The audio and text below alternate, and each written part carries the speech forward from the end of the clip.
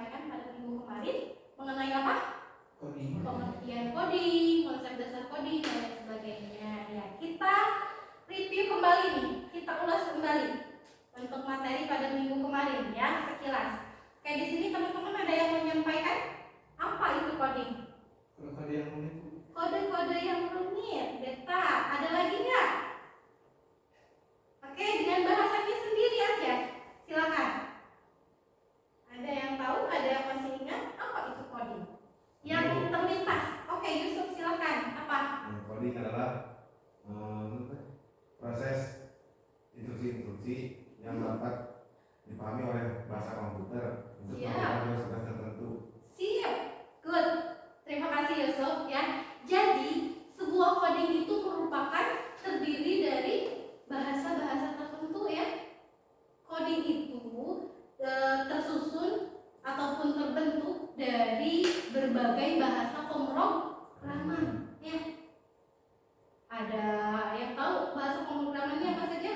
CSS, Java, apalagi Python, apalagi C++, Pascal, ya, apalagi masih banyak ya bahasa pemrograman yang mesti kita eksplor ya. Masih banyak bahasa pemrograman yang bisa kita gunakan. Nah, tetapi dengan perkembangan zaman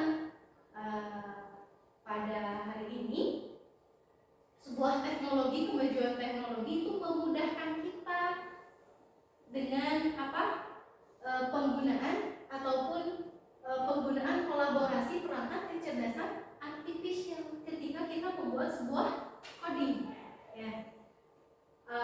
Tentunya sebuah coding itu tidak hanya mengacu pada pembuatan runtutan kode-kode yang tadi kata Deta sebutkan sangat rumit ya, sangat rumit. Soalnya banyak orang yang berpikiran bahwasanya ketika mendengar kata coding itu pasti ada kaitannya dengan pembuatan sebuah kode-kode yang banyak, yang memusingkan ya, yang panjang. Tetapi sebenarnya di mata pelajaran coding itu tidak hanya terpacu pada pembuatan sebuah kode-kode yang tersusun dari sebuah bahasa pemrograman, tidak. Ini lebih ke bagaimana caranya kita memecahkan sebuah masalah ya. Bagaimana caranya kita memecahkan sebuah masalah secara sistematis, secara berurutan. Gitu, seperti itu. Nah, di sini tujuan pembelajaran pada pagi hari ini yang pertama menjelaskan definisi dan prinsip dasar kerja kecerdasan artifisial. Terus yang kedua, kalian nanti bisa mengidentifikasi contoh aplikasi AI yang digunakan dalam kehidupan sehari-hari. Terus yang ketiga, mengoperasikan minimal satu aplikasi AI yang bisa digunakan di HP ya. Di HP misalnya ada ChatGPT, ada AI, Grammarly atau Google Lens ya. Terus yang selanjutnya teman-teman juga nanti bisa mengaplikasikan perangkat AI untuk menyelesaikan tugas sederhana. Jadi nanti di akhir sesi di akhir pembelajaran Ibu akan ada sebuah sesi game sederhana, bukan game sih, tapi sebuah project mini ya untuk kalian kerjakan untuk bisa memahami mengenai pemanfaatan dari AI itu sendiri. Terus selanjutnya menggunakan langkah berpikir komputasional untuk menyelesaikan mini project berbasis AI. Bekerja sama dalam kelompok kecil untuk menghasilkan karya berupa poster digital dan caption singkat dengan bantuan AI. Jadi judulnya karena ini berkolaborasi ataupun pemanfaatan KA. Jadi di sini pun kita membuat mini project dengan bantuan aplikasi KA ya, dengan aplikasi AI. Yang terakhir, menyajikan hasil karya kelompok serta menjelaskan proses penggunaan AI. Ya, mungkin karena di sini teman-teman yang lain ada yang tidak masuk ya, jadi sepertinya Ibu Lola saja tidak berkelompok. Kita masing-masing saja di sini pada bawa HP, bawa handphone. Jadi nanti Ibu kasih mini projectnya masing-masing saja ya, karena ada beberapa orang yang tidak masuk. Tadinya Ibu mau berkelompok gitu ya, 2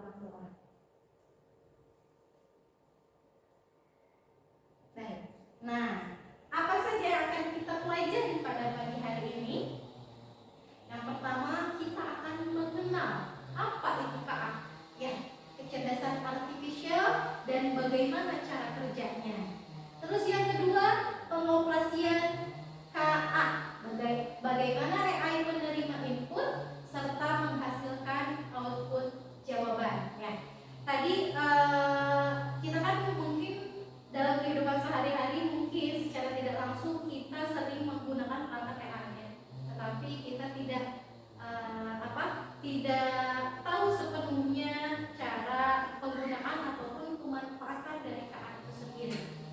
Terus ada pengaplikasian KA ya, bidang-bidang yang menggunakan AI ya, bidang-bidang yang menggunakan AI. Nah, apa itu kecerdasan artifisial atau KA? Di sini teman-teman ada yang menyampaikan, ada yang mau mengeluarkan pendapatnya tidak mengenai kecerdasan artifisial. Mungkin teman-teman ada yang sudah pernah browsing-browsing ataupun mendengar apa itu KA atau AI. Ada Yunda siapa? Echa. Silakan. Ada yang bisa mengutarakan pendapatnya mengenai pengertian kecerdasan artifisial atau KA?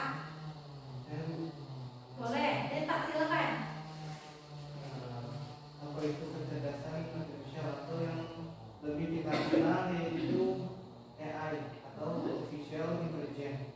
Artificial intelligence atau kecerdasan artifisial adalah sebuah teknologi terbaru yang membuat suatu komputer atau mesin dapat melakukan apa yang dapat kita lakukan sebagaimana manusia melakukannya, seperti menjawab pertanyaan atau melakukan suatu perintah dan banyak lagi. Baik, terima kasih Deta ya atas jawabannya. Jadi Ibu simpulkan kembali bahwasanya kecerdasan artifisial itu sebuah perangkat yang belajar dari kumpulan sebuah data. Ya. Coba perhatikan pengertian kecerdasan buatan. Kecerdasan buatan atau artificial intelligence atau dalam bahasa Indonesia sering disebut dengan kecerdasan artifisial atau KA adalah kemampuan sistem komputer untuk meniru kecerdasan manusia seperti belajar, memecahkan masalah, dan membuat keputusan. Ya. Jadi garis besarnya si kecerdasan buatan ini si perangkat KA ini belajar, sebenarnya belajarnya dari mana? Belajarnya dari kita sendiri juga. Ada yang mungkin pernah menggunakan aplikasi ChatGPT? Pernah ya? Pernah, pasti Ibu yakin kalian pernah menggunakan ChatGPT. Kira-kira menggunakan aplikasi ChatGPT untuk apa? Esha? Untuk apa? Mengerjakan tugas. Ketika kita mengerjakan tugas, pasti kita memerintahkan sesuatu ataupun prompt ya, memasukkan sesuatu ataupun prompt ke dalam perangkat ChatGPT tersebut. Ya, semakin data ataupun semakin banyak data ataupun semakin banyak pertanyaan yang kita berikan, kita perintahkan terhadap perangkat KA itu, maka si perangkat KA itu akan semakin banyak belajar. Belajarnya dari mana? Belajarnya dari data yang kita berikan, dari pertanyaan-pertanyaan yang kita berikan, dari runtutan materi yang kita berikan ataupun prompt perintah-perintah yang kita masukkan terhadap perangkat KA itu. Jadi garis besarnya si kecerdasan buatan ini secara garis besar belajar dari sebuah belajar dari kumpulan sebuah data.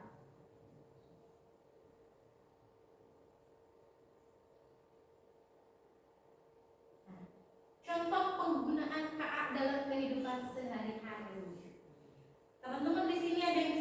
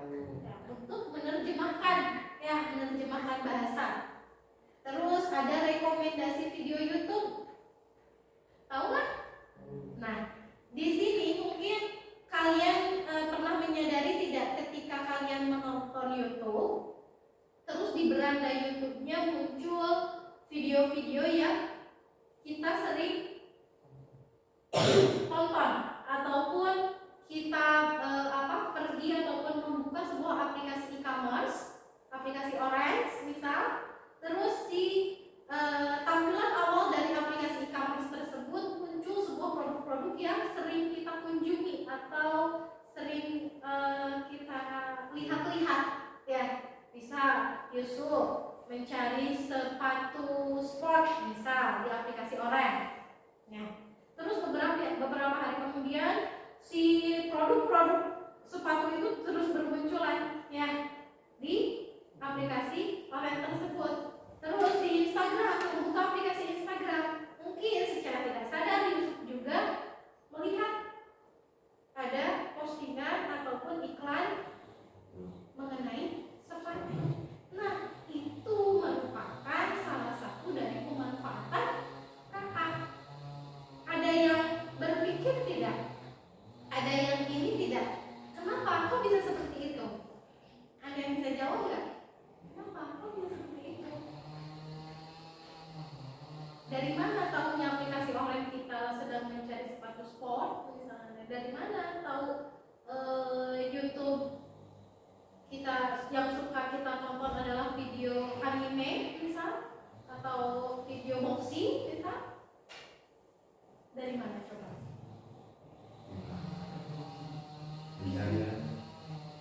Itu dari riwayat pencarian, riwayat tontonan. Sama di aplikasi Orange pun sama, ya. Ketika kita mencari sepatu sport, kita mencari jas hujan, jaket misalkan, itu kan ada pencariannya di atasnya. Nah, itu merupakan pemanfaatan KA dalam bidang bisnis, ya, khususnya di e-commerce, dengan memanfaatkan riwayat pencarian untuk rekomendasi sebuah produk. Jadi secara tidak langsung kalian sudah menggunakan aplikasi dari KA untuk kehidupan sehari-hari, ya. Tetapi mungkin kalian belum menyadari bahwa itu merupakan salah satu pemanfaatan KA, ya. Nah, di sini ada prinsip kerja kecerdasan artifisial. Prinsip kerja kecerdasan artifisial ini ada masukan, ada proses, dan juga luaran. Kok kenapa katanya Bu ada masukan, proses, dan luaran? Ingat, di sini kan seperti contoh kecil di aplikasi ChatGPT, ya. Di aplikasi ChatGPT ketika kita ingin mencari sesuatu, kita memasukkan dulu terlebih dahulu apa? Prompt ataupun perintah apa yang ingin kita cari. Masukkan data, pertanyaan, perintah suara, teks, gambar, ya. Sebelum kita ingin mencari sesuatu, pasti kita memasukkan dulu prompt ataupun perintah ke dalam perangkat KA tersebut. Kemudian si perangkat KA tersebut melakukan pemrosesan dengan melatih data. Data apa? Data yang kita masukkan, pertanyaan-pertanyaan yang kita masukkan dengan menggunakan algoritma kecerdasan artifisial. Ya. Untuk yang ketiga, prinsip kerja kecerdasan artifisial ini ada bagian luaran, ya, bagian output, di mana setelah kita memasukkan sebuah prompt ke dalam sebuah perangkat KA, maka akan adanya sebuah hasil, ya, adanya sebuah hasil, prediksi dan output seperti keputusan, hasil karya seni, prediksi, dan juga saran. Jadi setelah kita memasukkan sebuah prompt ke dalam sebuah perangkat, maka si perangkat KA tersebut akan memberikan sebuah hasil dari prompt yang kita inginkan, seperti itu. Next, di sini ada bidang-bidang yang menggunakan pemanfaatan KA. Mungkin di sini ada beberapa bidang yang Ibu cantumkan di slide, tetapi masih ada banyak bidang yang berkolaborasi dengan KA, menggunakan pemanfaatan KA. Ini untuk yang Ibu cantumkan salah satunya di bidang pendidikan. Mungkin kalian juga sudah menggunakan ataupun memanfaatkan adanya KA di bidang pendidikan, khususnya kalian mengerjakan soal-soal, ya, tugas-tugas yang diberikan oleh guru mungkin. Ya, untuk contohnya di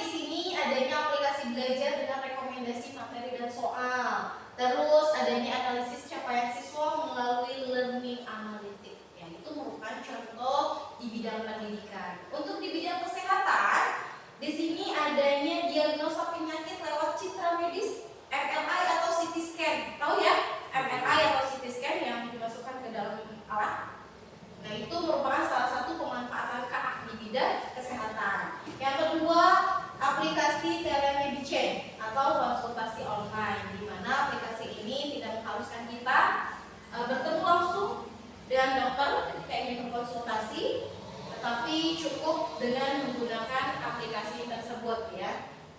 Terus adanya di bidang transportasi, pemanfaatan di bidang transportasi. Nah, ini untuk negara-negara yang teknologinya sudah maju, ini adanya mobil tanpa pengemudi atau self driving car. Ya, ada yang sudah pernah mendengar mobil yang tanpa adanya supir? Sudah ya, di YouTube banyak yang menampilkan. Nah, mungkin di Indonesia belum ada ya. Kalau misalnya di Indonesia ketika kita ingin mengemudi mobil ataupun motor, itu harus adanya supir yang mengemudi kendaraan tersebut. Tetapi kalau di negara-negara maju, di Cina atau di Jepang, itu sudah adanya mobil yang tanpa supir ya, self driving. Kira-kira kalian tahu nggak itu kira-kira menggunakan apa? Kok bisa ya mengendarai tanpa adanya orang, tanpa adanya yang mengemudi? Kira-kira menggunakan apa? Sensor ya, betul, menggunakan sensor dan juga menggunakan kecerdasan artifisial. Banyak sensor ataupun alat-alat yang dipasang di mobil tersebut sehingga menjadi mobil cerdas ya, tanpa seorang pengemudi pun mobil tersebut tidak jalan. Adanya mobil yang bisa parkir sendiri pun itu merupakan pemanfaatan dari adanya KA ya. Terus contoh selanjutnya ada aplikasi navigasi atau Google Maps, Waze, dengan prediksi kemacetan. Mungkin kalian juga kalau misalkan ingin pergi rekreasi bersama teman-teman atau keluarga, hendak ingin menuju ke salah satu tempat yang sebelumnya tidak tahu, kalian menggunakan aplikasi Google Maps untuk memudahkan ataupun melancarkan perjalanan rekreasi kalian. Ya, di Google Maps pun suka ada rekomendasi ataupun rute tercepat ya untuk menuju ke lokasi yang kalian ingin tuju. Ya, suka ada rute tercepat. Terus yang terakhir ada bidang bisnis dan ekonomi, di mana contohnya ada rekomendasi produk di e-commerce yang sudah Ibu jelaskan tadi sebelumnya. Ada di bidang bisnis, adanya pemanfaatan KA itu digunakan untuk memberikan rekomendasi kepada customer terhadap produk-produk yang sering mereka kunjungi atau sering mereka cari. Contoh selanjutnya ada chatbot. Tahu chatbot? Tahu ya? Contohnya apa? Chatbot yang sering kalian jumpai di mana? Di salah satu aplikasi lain. Ya, di e-commerce ya, ada aplikasi chatbot. Ketika kalian ingin meng-check out sebuah produk, tetapi kalian ingin mengechat dulu sebuah order dari toko tersebut, nah kalian ada pergi ke menu chat ya, kemudian kalian bertanya mengenai produk tersebut. Nah, terus dalam beberapa detik kemudian itu ada yang menjawab kan?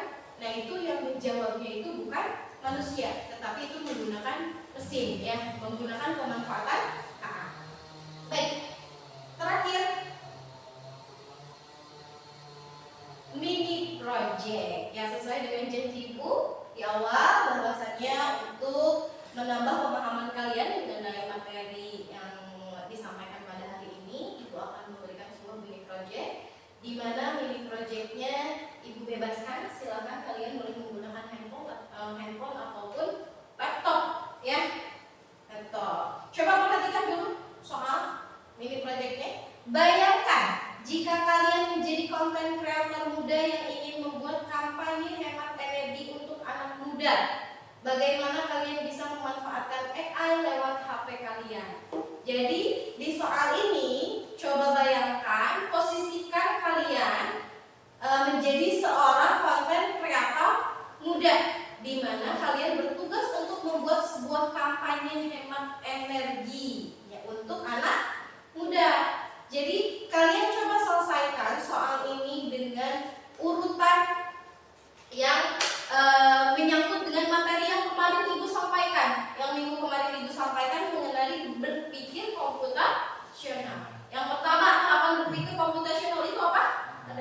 dekomposisi, ya, dekomposisi. Jadi kalian analisis terlebih dahulu. Kira-kira dengan soal ini, ketika kalian menjadi seorang konten kreator muda, ditugaskan untuk membuat sebuah kampanye hemat energi untuk anak muda, kira-kira kampanye yang cocok yang bisa disampaikan untuk anak muda itu apa? Entah poster, video, atau apa? Silakan kalian analisis dengan bantuan AI ya, sesuai dengan materi yang disampaikan. Silakan kalian boleh menggunakan ChatGPT, Canva AI atau dan lain sebagainya. Silakan nanti buatkan caption untuk diposting di media sosial dan tag akun ibu ya. Silakan, waktu pengerjaannya 15 menit atau 10 menit? 15 menit cukup ya. Silakan ibu kasih waktu 15 menit untuk mengerjakan mini project ini. Silakan kalian kerjakan masing-masing. Nanti di akhir sesi ada mungkin salah seorang yang bisa maju ke depan untuk mempresentasikan hasil dari project mininya. Baik, paham? Paham ya? Silakan untuk mengerjakan projectnya dari sekarang.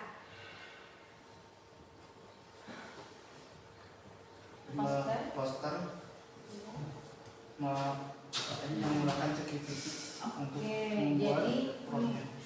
membuat promnya dengan bantuan ChatGPT. Oke, coba silakan masukkan promnya secara spesifik ya, supaya hasil dari posternya pun terlihat bagus. Warnanya dicantumkan, icon-icon yang ingin disampaikan juga disebutkan di ChatGPT. Terus nanti rencana untuk mengenerate promnya mau menggunakan apa? Di sini kita menggunakan DALL-E. Oke, menggunakan DALL-E. Oke, baik.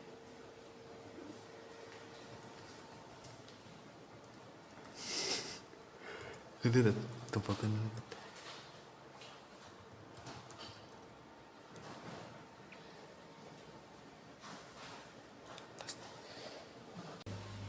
Baik, sudah selesai mengerjakannya? Sudah? Sudah selesai? Siap. Nanti ada salah seorang ya yang maju ke depan untuk mempresentasikan hasil dari mini projectnya. Oke, ada yang siap? Coba ibu tidak mau menunjuk. Coba acungkan tangan. Siapa yang siap? Eca, siap ya? Siapa yang siap? Deta. Oke, lagi-lagi Deta ya. Tidak apa-apa. Deta, siap? Coba silakan share dulu ke ibu. Sudah? Sudah di-share ke ibu? Sudah.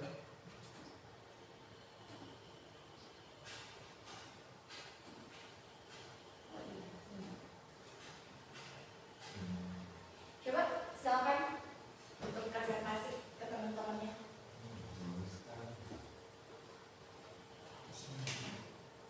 Assalamualaikum warahmatullahi wabarakatuh.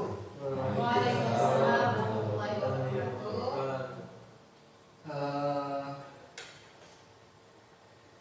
Langsung saja, ini adalah hasil mini project saya dengan menggunakan atau dengan bantuan DALL-E dan menggunakan prompt-nya dari ChatGPT. Nah, di dalam ChatGPT itu saya merintahkan kepada DALL-E untuk membuatkan satu poster yang memiliki kata hemat energi, selamatkan bumi, dengan memiliki beberapa elemen yaitu matahari, lampu, dan beberapa elemen yang lainnya. Nah, nanti juga ChatGPT saya di ChatGPT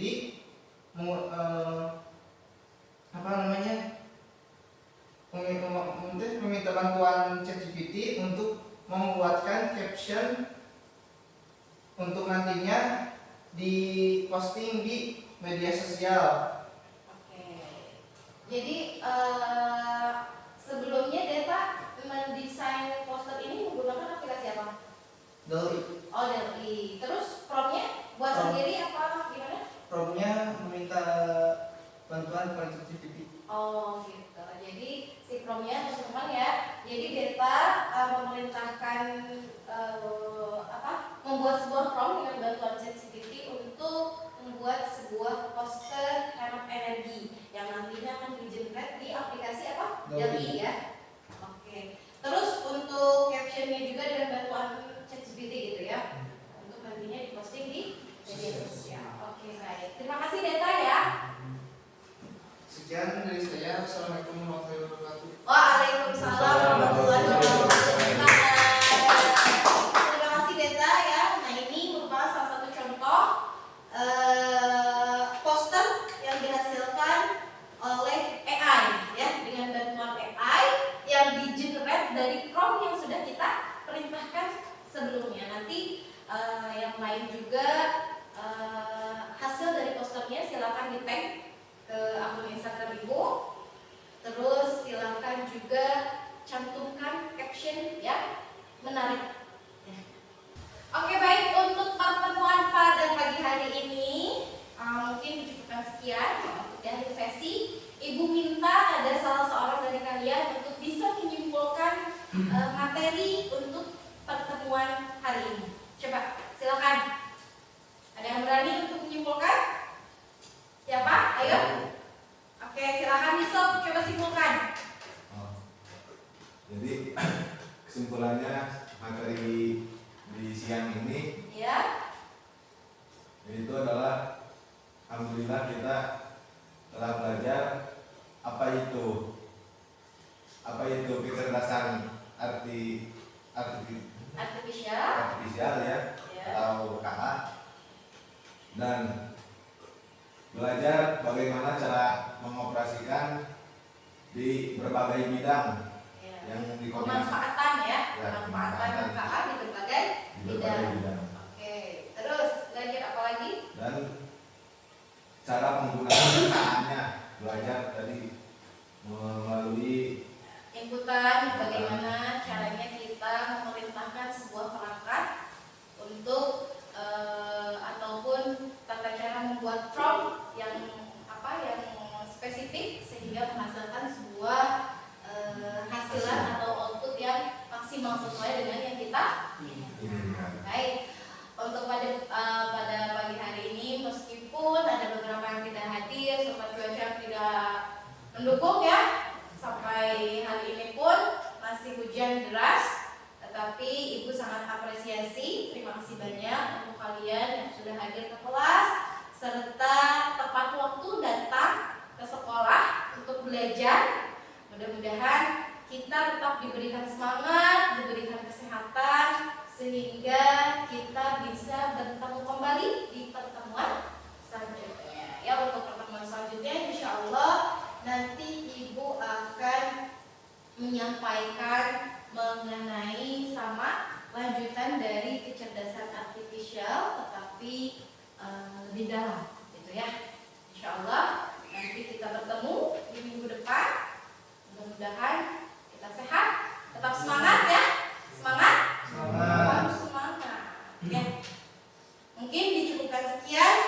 Mohon maaf apabila dalam penyampaian Ibu banyak kekurangan dan juga kesalahan. Wabillahi taufiq wal hidayah. Assalamualaikum warahmatullahi wabarakatuh.